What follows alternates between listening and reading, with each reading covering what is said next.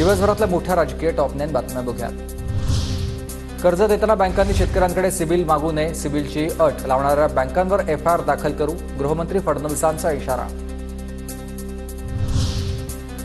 पक्षाला मदत होत असेल तर सहकाऱ्यांना विचारून निर्णय घेऊ, पक्षातील इन्कमिंगवर शरद पवारांचं मोठं वक्तव्य।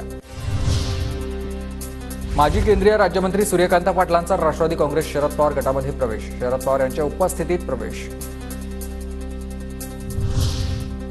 इंडिया आघाडीमधील अनेक लोक आमच्या सोबत येतील, थोडा वेळ थांबा, इंडिया आघाडी पंक्चर होईल, प्रफुल्ल पटेलांचा दावा।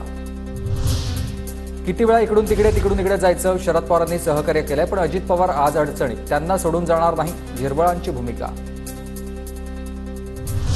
ना सरसकट ना एकटा, आमच्यातील कोणीही जाणार नाही, अजित पवार सर्व आमदारांशी श्रद्धा आहे त्यांच्यावर, सुनील तटकरेंचं वक्तव्य।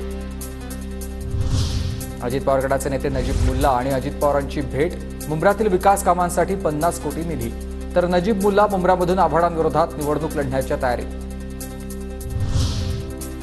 कंगना रणावत यांना राष्ट्रपती भवनामध्ये ठेवावं, महाराष्ट्र सदनमधील सीएमच्या खोलीची मागणी करणं मूर्खपणा, संजय राऊतांचा टोला। कंगना रणावत राऊतांसारख्या बॅकडोरनं एंट्री घेतलेला खासदार नाहीये, तर संजय राऊतांच्या टीकेला नितेश राणेंचं उत्तर।